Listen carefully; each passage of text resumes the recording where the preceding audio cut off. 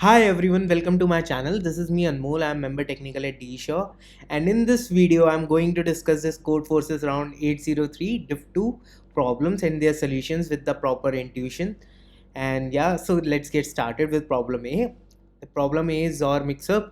So इस problem में हमें एक array दे रखी है with initial array is n-1 integers and फिर एक x जो कि बिटवाइज और है सारे एलिमेंट्स का जो n-1 एलिमेंट्स हैं एरे के उन सब का बिटवाइज और है वो नंबर तुमने इंसर्ट कर दिया एरे के अंदर एंड तो फिर अब तुम्हारे n-1 प्लस 1 n एलिमेंट्स हो गए एरे के अंदर. So now you have to tell in the newly formed array what is that x. So let's take this example. It's for better understanding and think like it's not connected. Yeah, okay. It's 4 2 3 5. This is your transformed array, final array, and initial would have been something a1 a2 a3 और एक x है जो कि it's a1 XOR a2 XOR a3. And many of you were asking in the previous comments also कि कहाँ से करें XOR और इन सब की प्रॉब्लम्स. सो एज आई टोल्ड कि in that comment also कि LeetCode, CSCS and Codeforces are the platforms which I did use to understand और ये problems के साथ ही तुम सीख जाओगे. सो ठीक है, coming back to the problem solution. So ये तुम्हारा x a1 XOR a2 XOR a3 है लेट्स से. तो अगर तुम लेट्स से तुम्हें ये x पता नहीं है, ये कोई भी हो सकता है, a3 a2 a1, let's assume कि कुछ भी हो सकता है इन चारों में से. तो अब अगर तुम इस एलिमेंट का सबके साथ XOR कर दो, इस x का अगर ये एज्यूम करो कि ये x वही x है, इस x का तुम अगर बाकी सारे एलिमेंट्स के साथ XOR करोगे तो वो ज़ीरो आ जाएगा. क्यों आ जाएगा कि a1 XOR a2 XOR a3 क्या हो जाएगा, इसके साथ XOR करोगे पहले तो a1 के साथ XOR करोगे तो बचेगा a2 XOR a3. क्योंकि XOR में क्या होता है कि 1 1 वाले ज़ीरो हो जाते हैं और ज़ीरो मतलब डिफरेंट बिट्स वाले same elements would turn out to be zero.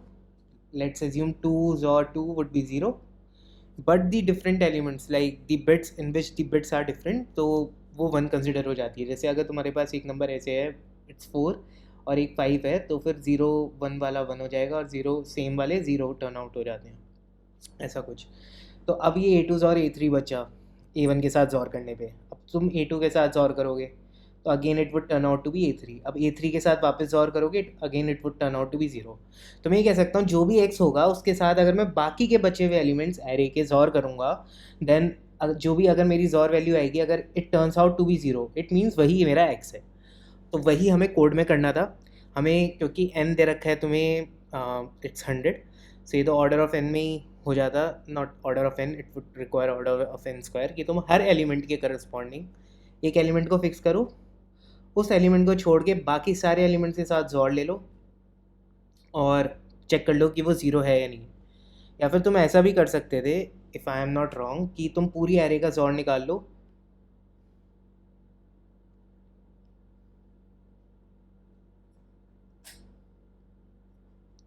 कि तुम पूरी एलिमेंट का जोड़ निकाल लो, लेट्स से जोर वी, उसके साथ तुम उस एलिमेंट का जोर कर दो और अगर वो टर्न आउट हो रहा है ज़ीरो के इक्वल तो ये तुम्हारा ऑर्डर ऑफ एन में हो जाता. बट ठीक है, ऑर्डर ऑफ इंक्वायरी सोच लो प्रॉब्लम ही है ये और वैसे भी ये चल गया था. So now let me show you the code.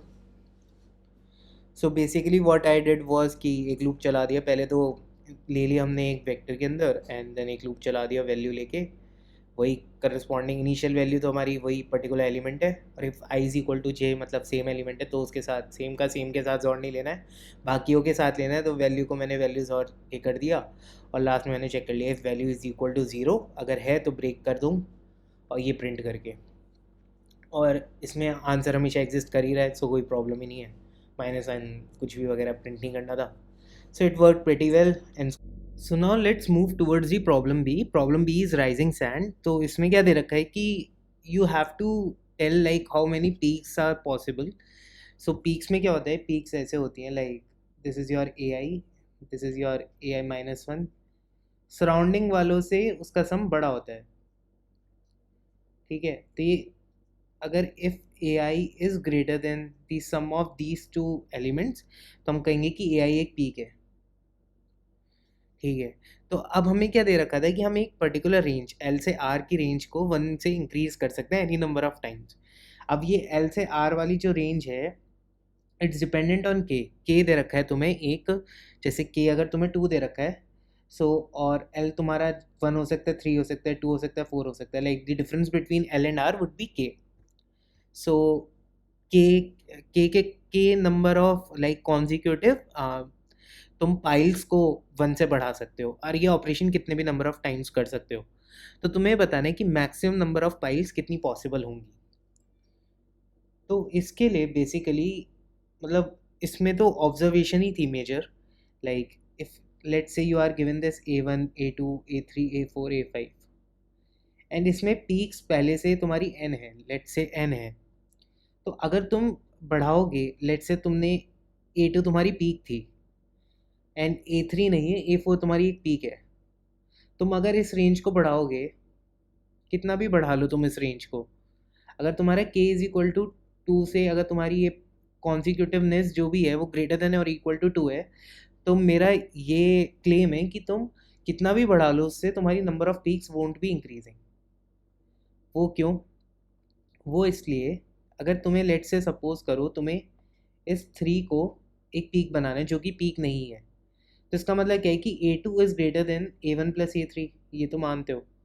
अब अगर तुम A3 को बढ़ाओगे, और तो फिर या तो तुम A4 को भी बढ़ाओ, क्योंकि k की value greater than equal to 2 है, तो A3 बढ़ेगा तो A4 भी बढ़ेगा. तो इवेंचुअली ये जो कंडीशन तुम्हें चाहिए कि A3 must be greater than A2 plus A4, वो नहीं होगी, क्योंकि A4 भी जिस अमाउंट से बढ़ेगा उसी अमाउंट से A3 बढ़ रहा होगा. तो ये तो यहाँ से पॉसिबल नहीं होगी. एक दूसरी पॉसिबिलिटी ये है कि तुम A3 को बढ़ाओ और A2 को बढ़ाओ. तो अगर तुम उसको बढ़ाते हो कि A2 प्लस A3, मतलब A2 को भी सेम अमाउंट से बढ़ा रहे हो और A3 को भी सेम अमाउंट से बढ़ा रहे हो, तो इस केस में क्या होगा, अगर तुम लेट से तुमने A2 को बढ़ा के कर दिया तुम्हारा L से बढ़ाया, और A3 को तुमने भी L से बढ़ा दिया, सो सिमिलरली वही कंडीशन हो गई कि A3 को तुम्हें ये करना था A2 प्लस A4, बट तुमने A2 को भी उतना ही बढ़ाया, A3 को भी उतना ही बढ़ाया, तो इवेंचुअली A3 जो था वो A2 प्लस A4 से कम ही था, तभी तुम इसको बढ़ा रहे थे, वरना क्यों बढ़ाते. ठीक है, कम ही था, तुम इसको पीक बनाना चाह रहे थे, अब वो भी नहीं बन पा रहा. तो k greater than equal to 2 के लिए तो तुम्हारे पास ये पॉसिबिलिटी नहीं है, नॉट पॉसिबल कि तुम पीक्स को बढ़ा सको. अब k इज इक्वल टू 1 के लिए तुम्हें सोचना था मेजरली. तो अब अगर तुम्हारे पास ऐसे नंबर्स हैं A3 A4 A5 A6, ऐसा कुछ है, तो मैं ये कह रहा हूँ कि तुम A1 और A6 तो फालतू हैं, इनको तो तुम पीक बना ही नहीं सकते. इन 4 में से तुम 2 को पीक बना सकते हो. 2 को नहीं, 4 + 1/2, हाँ, 2 को ही पीक बना सकते हो. वो कैसे बना सकते हो कि तुम A2 को बढ़ा दो और A4 को बढ़ा दो, इस तरीके से कि A2 जो है वो A1 प्लस A3 से बड़ा. अब एक एलिमेंट को तुम कितना भी बढ़ा सकते हो, तो ऑब्वियसली तुम इन दोनों के सम से तो बड़ा कर ही सकते हो. ऐसी A4 को तुम A3 और A5 से भी बड़ा कर सकते हो, तो तुम 2 ही एलिमेंट्स को कर पाओगे. सो इनडायरेक्टली तुम्हारे अगर इवन के केस में 2 हैं, और लेट से अगर तुम्हारे यहाँ पर 4 हो जाते एलिमेंट्स, लेट से A6 यहाँ पर और A7 यहाँ पर हो जाता, तो उस केस में तुम इन 3 को कर पाते. तो इसका मतलब क्या है कि ऑड के केस में यहाँ पर 3 4 5 है ये, तो 5 + 1/2 हो जाता ऑड के केस में. तो यही था इस क्वेश्चन के कोड में. आई होप कि तुम्हें समझ आया हो जो मैंने समझाने की कोशिश की है. So let's look towards the code की कोड में क्या किया मैंने. सो फर्स्टली वही इनपुट ले लिया, उसके बाद मैंने चेक किया कि वो पीक है या नहीं है. If k is equal to 1, अगर k इज इक्वल टू 1 है तो फिर आई एम सी आउट, मैं कर रहा हूँ maximum of n-1/2 comma answer, otherwise I am doing cout answer. Why I am doing this n-1/2, ये देखो ये n था तुम्हारा, और n-2 जो बचे एलिमेंट्स. तो अगर n-2 तुम्हारा इवन है, if it's an even number, तो इवन के केस में तो तुम्हारे पास नॉर्मल तुम इसको बाई 2 कर लोगे, ऑड के केस में तुम इसको करोगे n-2 + 1/2. तो मैंने इसी को डायरेक्ट n-1/2 कर दिया, क्योंकि इवन ऑड के केस में बात सेम ही बढ़ जाती. तो n-1/2 मैंने कर दिया, उन दोनों का मैक्सिमम आ जाएगा मेरा answer. So correspondingly it worked. So now let's move towards the problem C. So problem C was quite interesting. It was more interesting than problem D.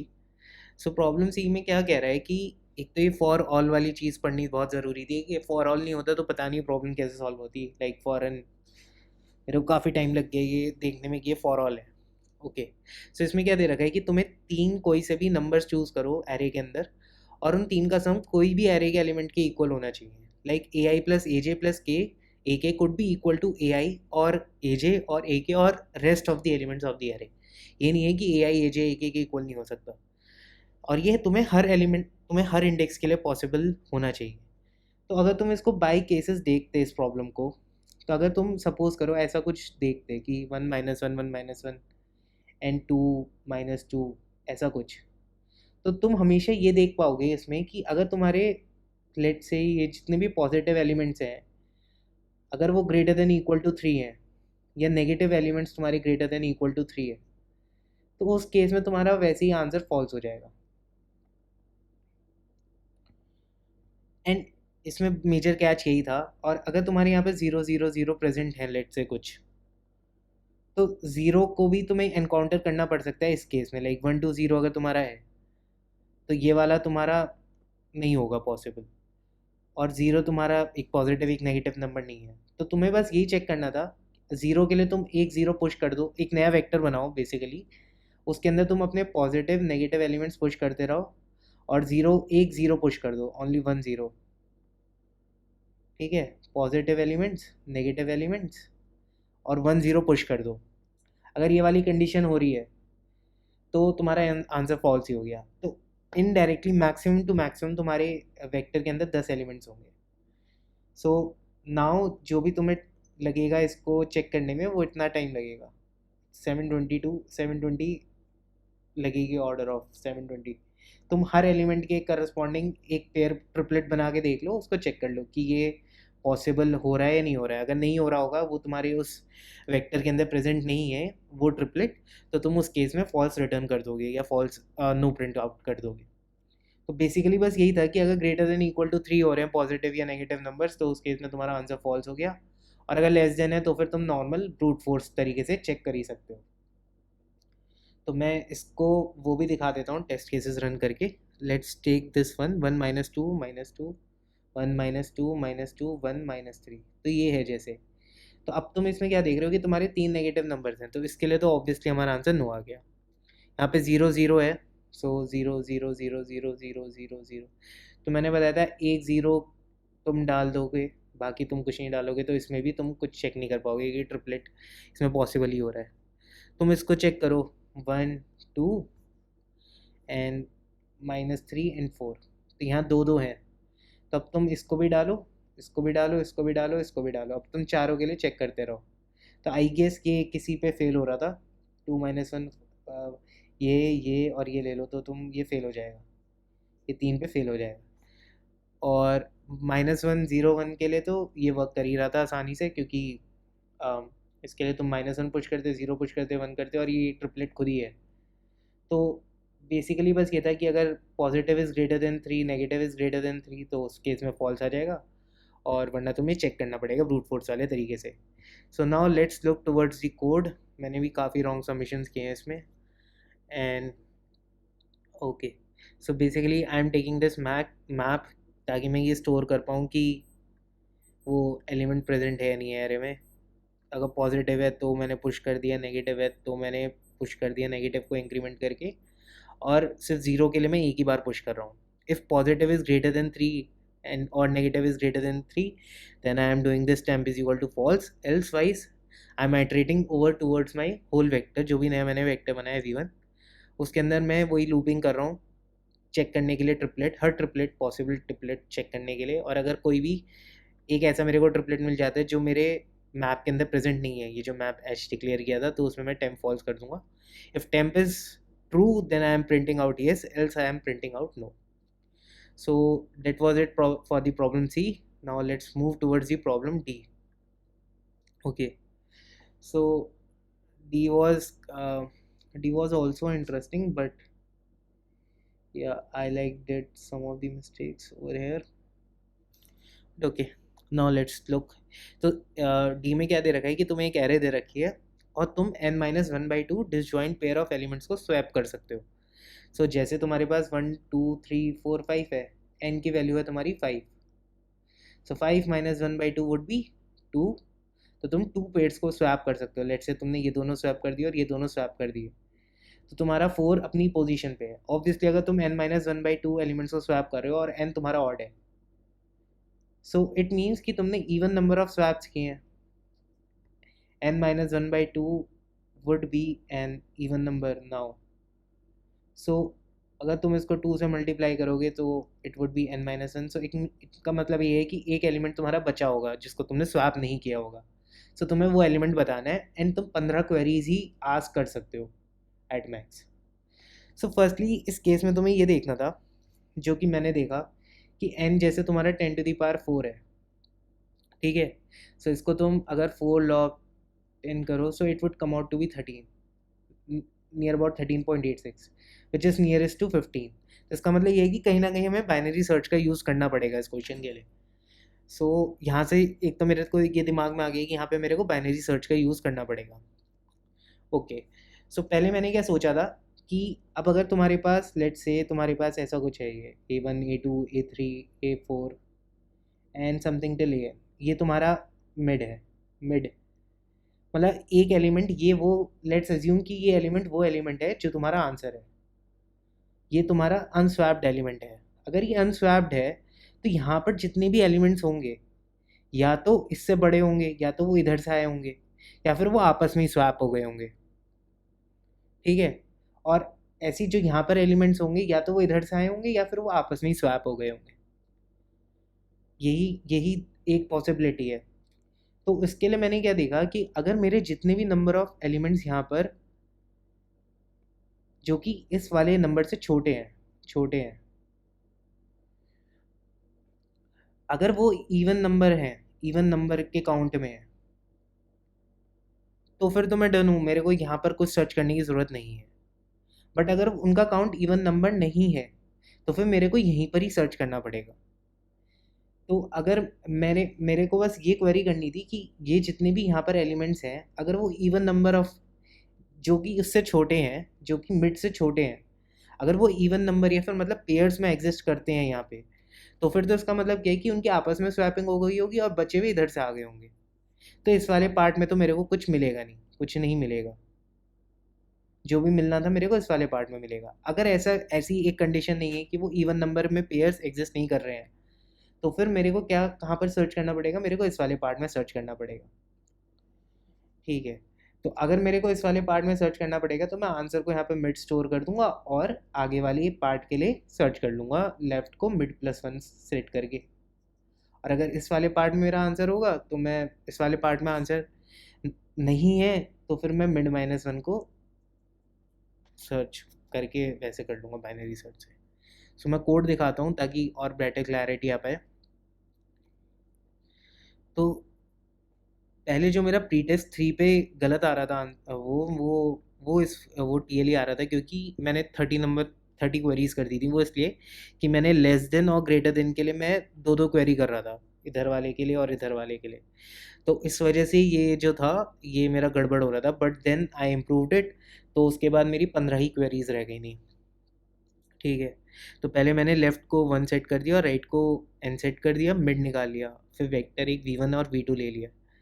And then मैंने क्या किया है, मैंने query if mid -1 is greater than equal to 1, तो मैंने बस इसलिए यही चीज़ सेट की है ताकि अगर मैं एक ही एलिमेंट मेरा बचा है इधर, मतलब मेरा मिड यहाँ पर आ गया है बिल्कुल टॉप पर, तो फिर तो मेरे को कोई क्वेरी करने की ज़रूरत ही नहीं है क्योंकि उसके लेफ्ट में कुछ है नहीं। तो अगर if this is greater then 1 तब मैं क्वेरी कर रहा हूँ और मैं अपना वेक्टर मंगवा रहा हूँ और मैं उसके अंदर चेक कर रहा हूँ कि जो जो मेरे number of elements less than है मिड से, उनको मैंने इंक्रीज़ कर दिया, उनका मैंने काउंट ले लिया। And then what I am checking कि अगर वो मेरा इवन नंबर ऑफ है लेस देन, तो मेरा जो भी इवन नंबर ऑफ नहीं है तो मेरा आंसर कहाँ पर होगा, मेरा उसी वाले पार्ट में आंसर होगा। अगर यहाँ पर ये इवन नंबर में नहीं है पेयर, तो इसका मतलब क्या हुआ कि एक एलिमेंट तुम्हारा अनस्वैप पड़ा है, यहाँ पे अनस्वैप पड़ा है, क्योंकि वो एलिमेंट किसके साथ स्वैप हुआ होगा। अगर इधर वालों के साथ हुआ होता तो वो इधर चले आता। तो इसका मतलब क्या है कि वो स्वैप ही नहीं हुआ, और आपस वाले तो सिर्फ even number of he swaps possible है ना। तो लेट्स से 2 4 8 10, 12 है और तुम यहाँ पर हो, तो अगर तुम्हारा ये 10 मिड है तो ऑब्वियसली मतलब ये 8 वाला जो नंबर है वो स्वैप नहीं हुआ होगा, या फिर मतलब 2 4 ही स्वैप हुए होंगे, तो मतलब वो पेयर में ही स्वैप हो रहे हैं, तो मैंने लेस देन को इंक्रीमेंट कर दिया।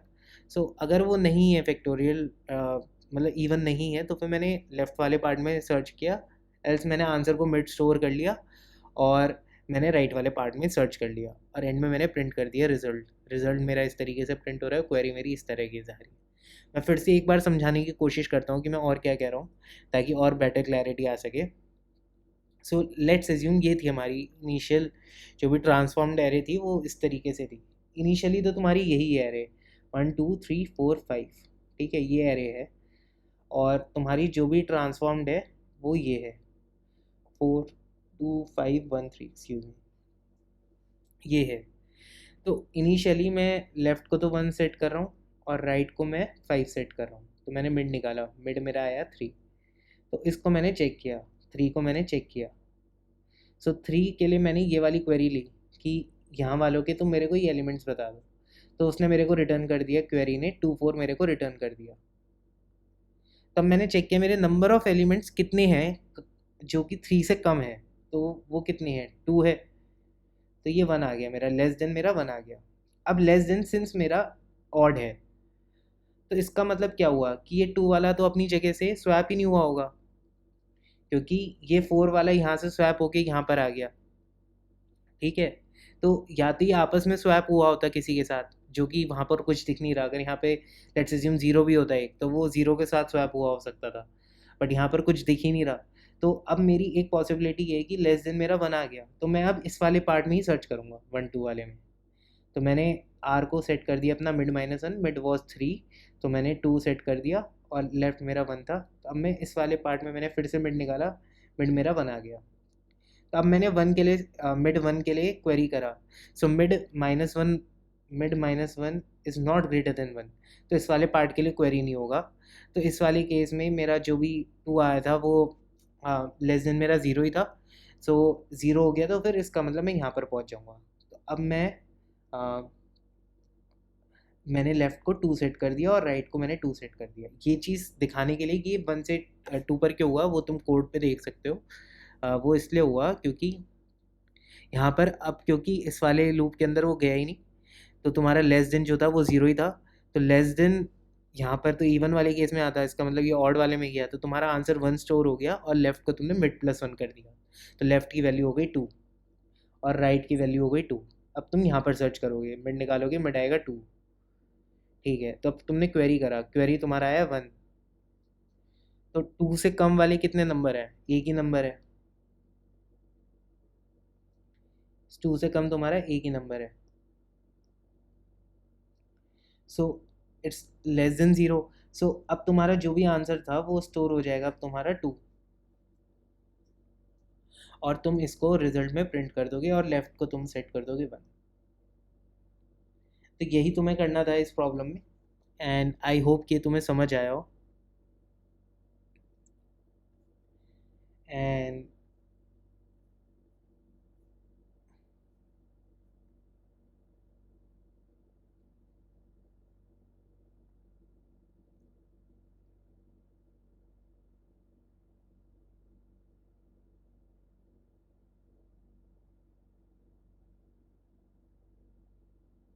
हाँ, तो सॉरी मैंने थोड़ा सा गड़बड़ कर दिया यहाँ पे कि जब तुम यहाँ पर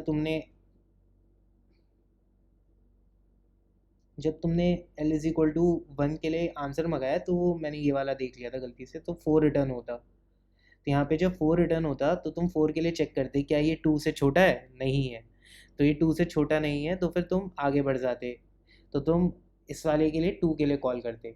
तब तुम्हारा जब लेफ्ट इज इक्वल टू 2 और राइट इज इक्वल टू 2 आ जाता, तो तुम्हारा यहाँ पे 4 रिटर्न हो जाता, और 4 के लिए तुम चेक करते क्या ये 2 से छोटा है, नहीं है, तो तुम आंसर के अंदर 2 स्टोर कर देते और राइट को तुम 1 सेट कर देते। अब लेफ्ट तुम्हारा राइट से बड़ा हो गया, तो तुम उस केस में ब्रेक कर जाते और आंसर तुम्हारा 2 प्रिंट हो जाता। ये देख लेना तुम ड्राई रन करके भी, तुम्हें और बेटर अंडरस्टैंडिंग हो जाएगी। बट मेजर कैच यही था कि अगर तुम्हारे पास एरे के अंदर ये एलिमेंट्स हैं और ये तुम्हारा वही वाला एलिमेंट है जो तुम्हें चाहिए, जो स्वैप नहीं हुआ है, तो इसका मतलब क्या है कि कुछ एलिमेंट्स यहाँ से स्वैप होके गए होंगे, कुछ एलिमेंट्स यहाँ से स्वैप होके आए होंगे। तो जो एलिमेंट्स यहाँ से स्वैप होके आए होंगे इधर, वो इससे बड़े होंगे, और जो यहाँ से आए होंगे वो छोटे होंगे। बट जो एलिमेंट्स इससे छोटे हैं यहाँ पर पड़े हुए हैं, तो अब अगर या तो वो आपस में स्वैप हुए होंगे, या फिर क्या हो सकता है कि ये वो एलिमेंट है ही नहीं जो तुम्हें चाहिए था। तो अगर वो आपस में स्वैप हुए हैं तो वो इवन ही एग्जिस्ट होंगे। अगर वो इवन एग्जिस्ट कर रहे हैं तो या तो तुम्हारा आंसर ये होगा या फिर इधर कहीं होगा। अगर वो इवन में नहीं है तो तुम्हारा आंसर इधर होगा। बेसिकली ये था इसमें। So that was it for this contest, and if you like the video then do hit the like button. It would give me huge motivation to build such kind of content, and thanks for watching. See you again. Bye.